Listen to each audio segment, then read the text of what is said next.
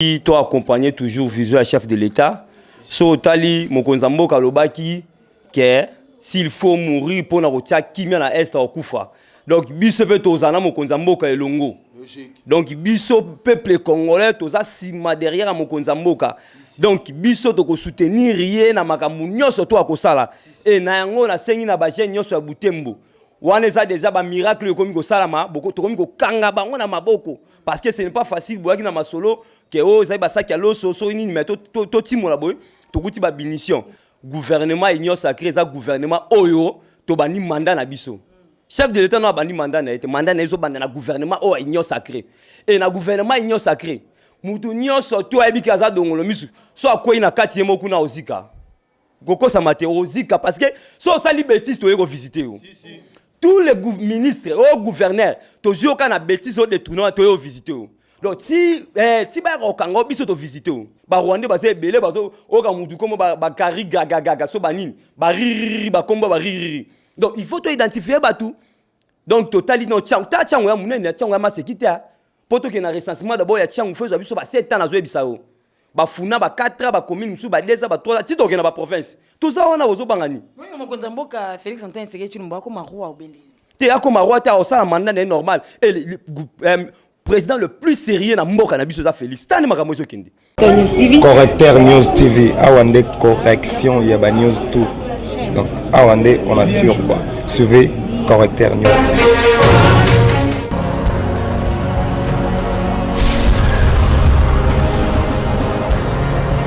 S'abonner massivement sur la Correcteur News avec Yemoko Rachou. Nous bandeko balandi il y a Correcteur News TV Rachou la caramel to goûter na bino sumokola lelo. Merci vraiment de votre confiance kasi bino ba bozaka libanda moté wana bino penza ezaka na Congo parce que Congo ya limboka na bino. Kasi tozene moté maman passe ko mona mayeko sala makuna na este lelo lobby kuna eko koba le comme le la habitude na boende to kuteni na bandeko ya force d'action pour le Congo ndé na ngoto lobi to so na bango po to ki ma message na botinde so maman Rachou la caramel en tout cas bo mengape ko sala ba émission mingi ya kolobela bongo mayele kana est porte kimi ekota c'est vrai que to yo kasi na tongo awa ba kanga ki bongo balobi camion mobimba ya pam et ba kangi yango na ba sac ebele soit disant que ba vivre frais ba fungola na kati nzoka ndezali na ba biloko ebele nzoka ezali na ba teni ya ba soldat ndeko kamisa biso et puis moi mbilinga mobulu mikolo so ba bomaki lobi kuna ba masakaki ba salaki boy na boyende ba jeune d'action ba lobi bango pe ba kotikala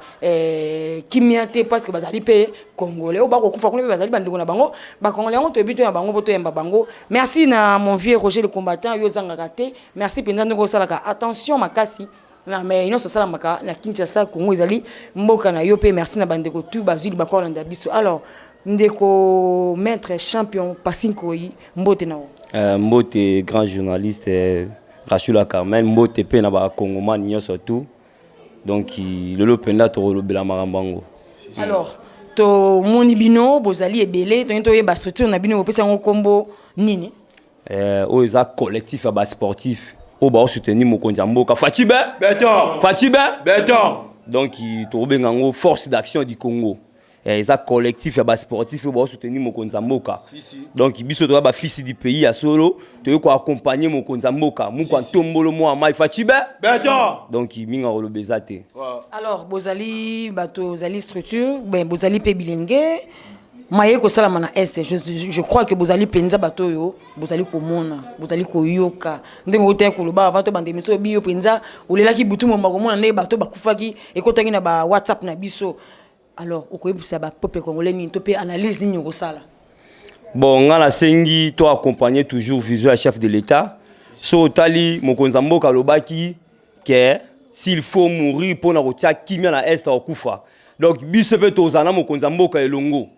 Donc biso peuple congolais toza sima derrière mokonzambo ka. Donc biso to ko soutenir rien na makambo nyonso to akosala. Et na yango na sengi na ba jeune nyonso ya Butembo. Wana eza déjà ba miracle komi ko salama boko to komi ko kanga bango na maboko parce que ce n'est pas facile boaki na masolo que o za ba saki alo so so ni mais to timo la boy to kuti ba binition. Voilà bajeune nyonso to abutembo bo se prendre en charge bo ça ba avancer parce que biso toza awa bino boza kuna ba misu baza koto et il faut toza esprit moko pona kobatela mboka na yango soko yebi député ministre homme politique nyonso tout oyo comment na eza cité na makambu oyo papa otiki l'état te faut revisiter sikopo ba comment ça makambu kuna me bavali na kinya siko to comment revisiter bino soko tietembe donc tout ça va ensemble. Vraiment, on tient Monyango, besoin d'avoir ensemble parce que tout est bon qu'on capé Mokambi Abango, le vieux Mbosso, que le Bapenza, le député ou on a Penza, assez bon, abesi bango main libre, abesi bango main libre. Yango Penza zali comme mon ko inquiéter Penza population congolaise. Donc to sepeli na excellence Mbosso na makambo lobby. Donc yango wana ezaki même vision au biso to pesa des message bandakala to pesa ba député 48 heures qui a to revisiter bango et yango wana vembo se pas bimisi yango c'est le moment siko yango to visiter bino nyo surtout ba oboyebi kabolia ka mbongo ya na sima politique mais auto pesa o financer ba rebelle pour na roboma bandeko na bino c'est le moment à revisiter bino siko tozo banda siko ko visiter bino au monde que za ba immunité no mais to visiter yo donc bo c'est la calamité à to lancer opération to yebina opération de Ebinda. Donc yango wana.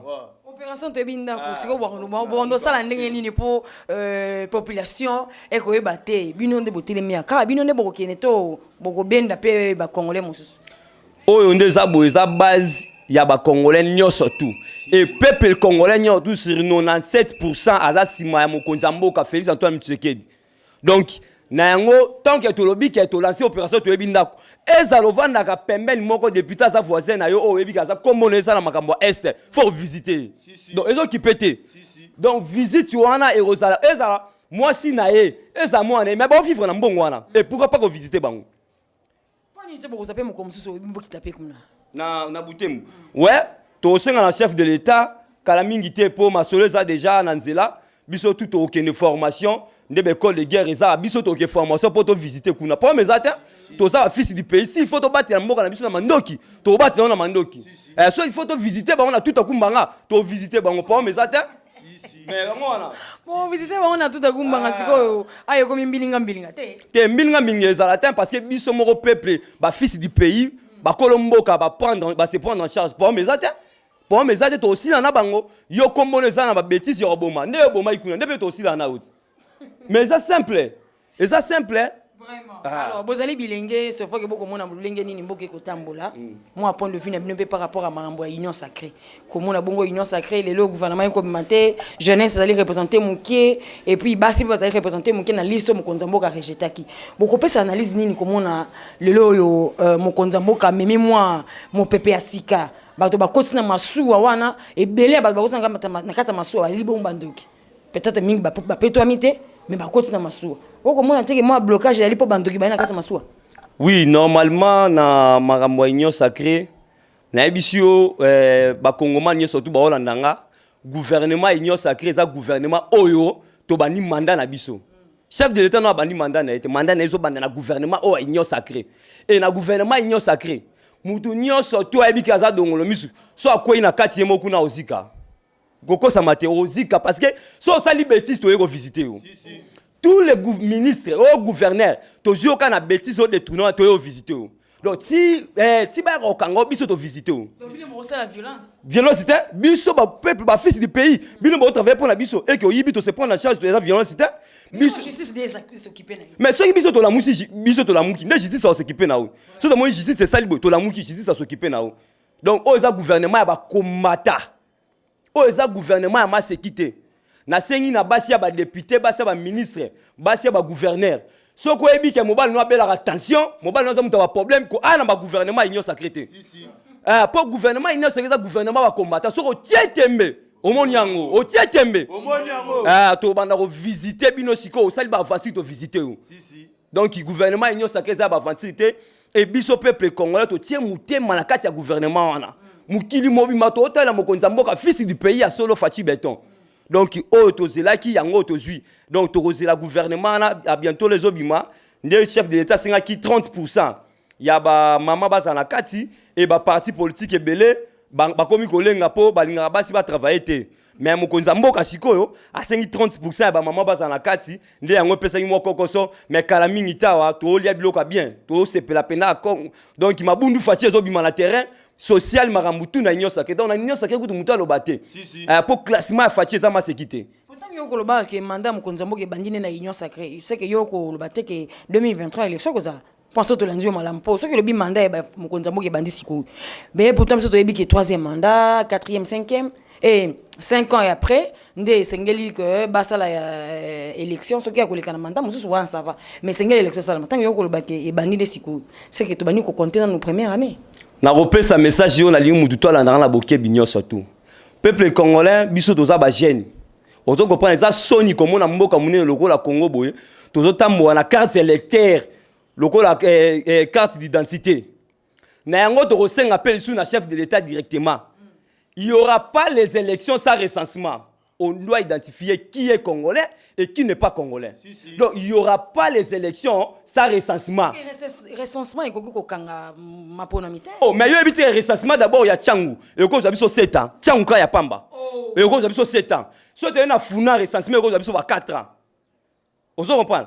Recensement est bon. Mais on a une stratégie pour l'élection ça la matin, non? Nous avons une stratégie. S'il faut qui est congolais et qui n'est pas congolais, pour mes apps. Pour l'élection est bien ça, il faut tout identifier. Non, on va dire que les Chinois vont voter dans Mboko. Les Sénégalais, les Libanais vont voter dans Mboko. Il y a des Chinois dans le polo, il y a des partis politiques. Les Chinois, il y a des partis politiques, il y a des côté. Et il y a un autre sengi, il n'y aura pas les élections sans recensement. Peuple congolais tout. Pour recensement, d'abord, il y a Tchangou, il y a 7 ans. Est-ce que vous savez que Mokonzi Mboka sali mwana ina auti abotami na kati ya école la monene ya UDPS ya école ebundelaka état de droit école ebundelaka botosi ya mibeko likondi. Siko ye moko abafoué yango alobaki élection ezala teka pour na recensement ko tanga ba 7 ans awa. C'est que élection na mboka ezala. Non. Mokonzi Mboka osala choix ya peuple. O eza choix ya peuple. Mokonzi Mboka o décider likamuna choix na yemo côté ya zo travailler na peuple. So peuple ya biso fachi beto to lingi boye ya osala o biso peuple to lobi. Ndena yango biso peuple to sengi avant to leka na ba ponami biso ba kongomani. To sengi il faut ko identifier qui est congolais qui n'est pas congolais. Ba Rwanda ba za ebelite. Ba Rwanda ba za ebele ba to o ka mutu komo ba kari gaga so banini. Ba riri ba komba ba riri. Donc il faut to identifier ba tout. Donc totalement no tchang ta tchang ya munene tchang ya masekita. Poto ke na recensement d'abord ya tchang fezo biso ba 7 ans na zo ebisao. Ba funa ba 4 ans ba commune musu ba 2 ans ba 3 ans ti to ke na ba province. Tout ça on a bozo bangani. Oui Mokonzi Mboka Félix Antoine Tshisekedi Tshilombo ko marwa obele. Te akoma roi ta osala mandat normal et le président le plus sérieux na mboka na biso za Félix. Tani makambo zo kende. Si. Tala ndenge makambo zo kende na mboka. Le plus sérieux te nzaleza. Te nzala ezali na lobi libulu o batimola pendant 50 ans mutako kuna na une année ou 2 ans. Vous comprenez 32 ans Mobutu, to 18 ans Kabila 50 ans maman. To aussi ça on a 2 ans. Et na gouvernement na oyo to tikango eke tina suka union sacrée gouvernement o union sacrée biso to zela. Neto royeba ke Fachi asali bien ou asali mabe. Na biso bo sepela. Makamwe belé non chef de ça do bloqué. Ba investir ba ye belé mais a c'est la gouvernement bima posani afongolango. Peuple congolais mabundu Fachi ça. Mabundu Fachi ezali. En tout cas, qui va tomber babi président Gilles Alobi que il faut conjuguer verbe. Donc obi que to seki makasi. Mais jusque là verbe sumba. Donc toi il a ba promesse sur promesse. Tes promesses te gouvernement, je sais bien que dans quelques jours ils obima. Ce gouvernement bimia après 1 mois ya mbanga en émission. Si. Yo moko mi pe sa raison. Tozana ba pena ba bon babilili ya pobiso sakana. Mais oui, il y a mbanga en émission moko au monde. Je suis sûr et certain pour la chef de l'état Mokonzi Mboka. Ada fils du pays, a ebi tous les quartiers ebi comment mentalité ba congolais, a ebi comment souffrance Mboka na biso. On comprend? Ba o ba leka ba saki ba rwandais. Ya on ba okai ko sunga peuple congolais te. Mais il est tant que fils du pays, il le remonte le Kamou Kantombolo. Alors, surtout on a bien Bozali Bilingue, force d'action pour la République, hein. Voilà. Alors, beaucoup senga nini, tope beaucoup pesa likanisi nini pour que kimia penza est pour yangle ali pende loko ekozang sabiso ba pongi. Likanisi na biso ali boso ezali ke il faut to sunga Mokonzi Mboka. Si. Vous comprenez? Mokonzi Mboka aza kotoyo peut-être à 4-5 000 soutiens oyiba makambo zo kakuna. Peut-être ba service au pe baza kuna, bazo travailler pe na ba rebelle on sait jamais. Pour gouvernement passé et ça qui un peu na ba Rwandais belé. On comprend ça qui un peu na ba étranger belé. Et la ministre vraiment eza eza difficile pendate mais soki ka biso peuple to soutenir mokonzi mboka ndeka to soutenir yebo to dénoncer eza kama dénoncer oza député mo boy eza oza secrétaire nae oko misapelo ngite oye pe na ndinga maelo signaler tala boy ya za na kati ya masolo boy to visiter ko landela e ba to visiter ti to yeba ba secret ye pa otanga baninga to komo kanga moko abu pia makambo za bongo ete bino bana butembu bozawana ba bêtise o sala mawana boyebi me bobo ba numéro na biso ezali wana bo bengi boye biso to tanga komba muto banga mutu te si to banga komba mutu po so tie tembe omoni yango o tie tembe to banga komba mutu te yo na mboka na biso eko yibo eko boma po biso to visiter to banga to ko visiter to senga ta mukanda morote donc numéro ça plus 243 89 52 52 908 plus 243 89 52 52 908 to sengi na ba sportif nyos tout au bazana ba province nyos tout ya Congo ba s'adhérer na structure aux forces d'action du Congo au eza collectif ba sportif ba soutenir mokonzi mboka boya na 4 sito soutenir mokonzi mboka si okopa quand tu es sportif aux la province moi force à esprit kotika député mo taper sa mbongo ba bomi maman no ba bomi ndeko no talaka c'est esprit belela to reba ndeni to visiter bango si kamo pe apasi ya ma ezali na kimbangu député moko garde corps na boma ki jeune garçon ko lo bakaza kulula nzoka nzani kulula te exaucer oui tozo na makambango na ba TV lokola naza na maîtrise pena ya makambango te mais to ngato landela ngo est-ce que moi na ngo azaki kuluna ba mona ke en pleine action ou comment ne tozo landela ngo po comment na député vraiment atini soda na ye aboma mutu bon on a habité niveau ya kisi yango ndenge ni ngaka bima ministre o bendeni po makambo chef de l'état kuna ko bima ministre esenga kisi te esenga ozala kaka na donc image ya malamu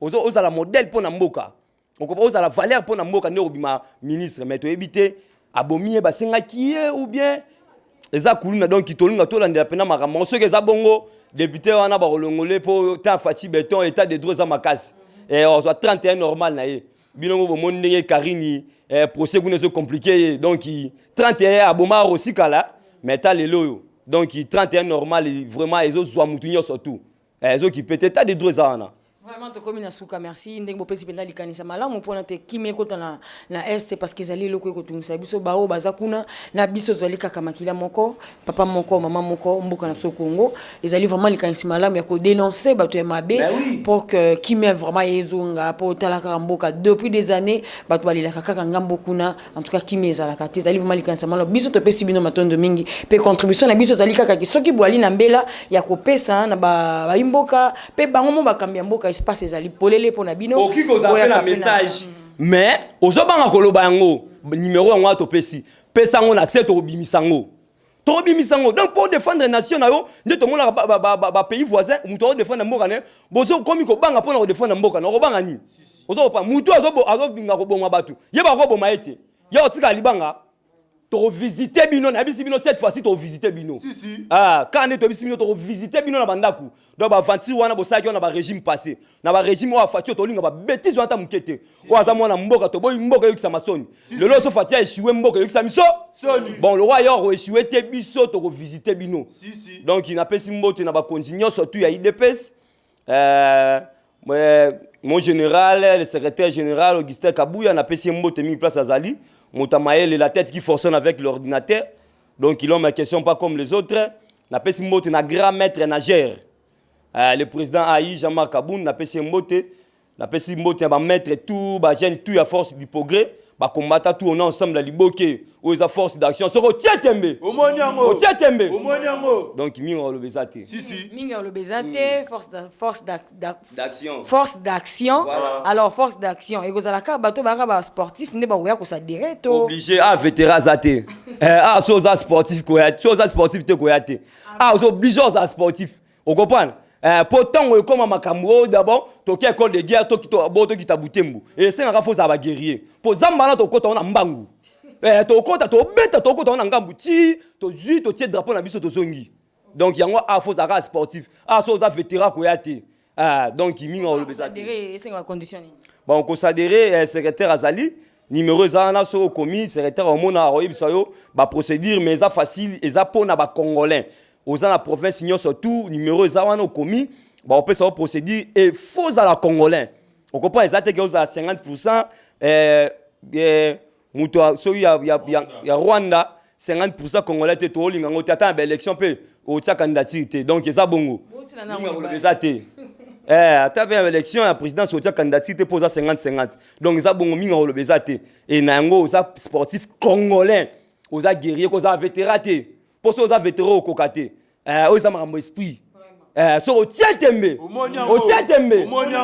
tout à coup mangé ça l'icolo donc qui va sportif tout va s'adhérer na cadre pour soutenir mon konzambo que ça la bien. Merci beaucoup te komina suka vous avez sous moi un mot pour te succès mon kolala to kozo abino très prochainement. Oui, un mot zali pour topé sur Merci na ndenge vraiment soutenir abiso Rachula Carmel oza vraiment moko na biso to bandi na le loté. Topé si moté na ya Roger le combattant ba sportif nyoso ya MMA Afrique du Sud. Maître Ochigar, maître Yuri, donc il te peut si tout le monde va soutenir biso ensemble. Quand la minute au Zalawana et au Congo central pour nous planter force d'action dans Congo central. Après Congo central, tu as Mujimai, tu as la province ciblée, tu as planter force d'action kuna et là on a un Sengaka peuple congolais Félix Antoine Tshilo Mosekedi Mokonza Mboka Aza fils du pays et c'est le moment yango ya soutenir yé. Mundele batutu ba ota la biso o azana poste wana ya kiti ya bokonzi ya Congo aza mwana mboka yemo peso atana na bika o pasinko place aza mokonza mboka so atabi o pasinko po wana aza vena nga alimenter binga très bien lelo aza mokonza mboka donc toza obligé à soutenir et à défendre ba valeur pour na mboka yango biso de ça sport collectif sportif force d'action du Congo pour na ko bengana les anti-valeurs. Biso vraiment to soutenir mon konzamboka tina suka donc le barsuka ngwana. Merci beaucoup wana ba maître ndé bayaki bon côté les mena bongo dossier ya mboka en tout cas pesi bango matondo mingi na bwende to bito pesa pele sous merci na ba maître mosusu bali pe libanda mboka bino pe bo contribuer na mosalo bandeko ba ko sala maître Pidou Nyama Solo je crois que oza ko landa biso des places yozali merci sous na maître Sylvain depuis Afrique du Sud merci na mon vieux Roger le combattant puis sous mon vieux babi l'empreinte digitale ML Roger Moulenda merci sous na yo merci aussi à mon vieux Olivier Massamba kuna na Londres pe merci na papa langa Alberto Mubia ya petit temps Nzenda Kimpwanza ya bwende to komina suka merci na moto qui derrière la caméra Dieudonné Maweja et puis botika la toujours connecté branché pe bo partager évidemment so partager c'est que vous ando kolingi mambwele kana est kimi kotate Correcteur News TV awande correction ya ba news tout donc awande on assure quoi suivez Correcteur News TV.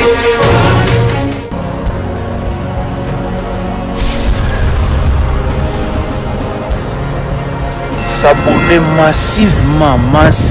Tu as vu Correcteur News avec Yemoko Rachou.